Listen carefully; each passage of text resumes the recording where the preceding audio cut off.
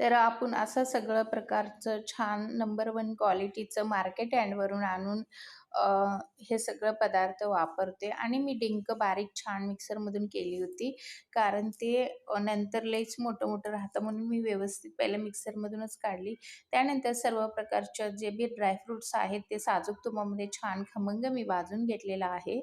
त्याच्यानंतर मी ते गव्हाचं पीठसुद्धा घेतले 1 वाटीभर कारण गव्हाचं पीठ खूप पौष्टिक असतं आणि लाडूला सुद्धा एक चव चांगलं लागतं आणि जाणवत नाही लाडूमध्ये गव्हाचं पीठ वगैरे आहे असं.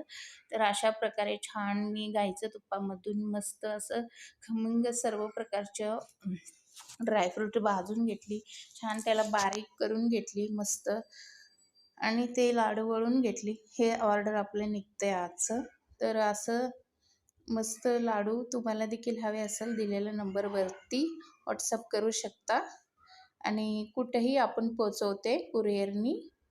तर चला तर हे गव्हाचं पीठ बघू शकता किती छान खमंग आपण भाजलेलं आहोत आणि ज्यांना म्हणजे हे डिंक टाकल्यामुळं आपण हे ह्याचं डिंक लाडू मग ज्यांना ड्रायफ्रूटचं लाडू हवे त्याच्यामध्ये गूळ किंवा साखर वगैरे काहीच येणार नाही आहे बिलकुल बी.